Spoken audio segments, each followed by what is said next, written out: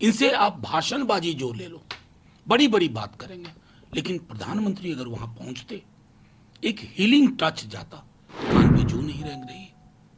राजाओं महाराजाओं वाली आदतें हम किसी के नहीं सुनेंगे। वॉकआउट कभी भी एक एक्सट्रीम स्टेप होता है, क्यों लिया जाता है? मणिपुर का जिक्र किया और उन्होंने कहा कि वहां पर हालात तेजी से बदल रहे हैं।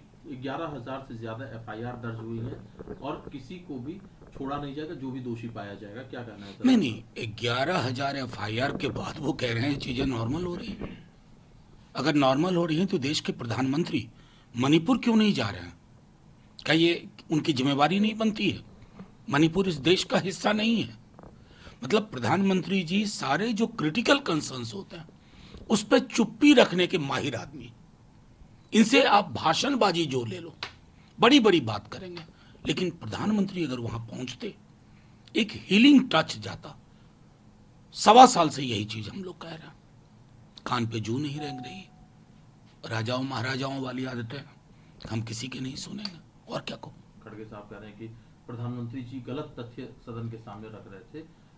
लेकिन ये जो वॉकआउट का रास्ता है, इसको सत्ता पक्ष क्रिटिसाइज कर रहा है। विपक्ष का कहना है कि प्रधानमंत्री जी नहीं, वॉकआउट कभी भी एक एक्सट्रीम स्टेप होता है, क्यों लिया जाता है?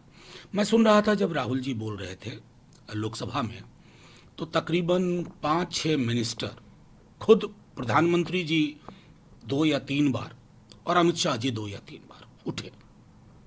उसी तरह के क्लैरिफिकेशन की हमें आवश्यकता थी। एलओपी का पद बहुत गरिमामय पद होता है, उनको मौका मिलना चाहिए था क्लैरिफाई करने के लिए, क्योंकि प्रधानमंत्री जी की आदतों में शुमार है मैं कुछ भी बोल के निकल जाऊं, कोई उस पर इंटरवीन ना करे, कोई उसको रोकने की कोशिश ना करे। तो ये चीजें संसदीय लोकतंत्र में नहीं चलती। पक्ष और विपक्ष मिलकर संसद बनती है, और 240 वाला जो मैंडेट है ना प्रधानमंत्री जी, वो संदेश है लोकतंत्र में सामूहिकता को बहाल कीजिए। आप एनडीए एनडीए बोलने लगे, अब मोदी मोदी नहीं हो रहा है, तो उसी तरह से ये भी सोचिए कि विपक्ष आपका शत्रु नहीं है, वो इंटरवीन करेगा, आप संतुष्ट नहीं है फिर क्लैरिफाई करिए। ये पद्धतियां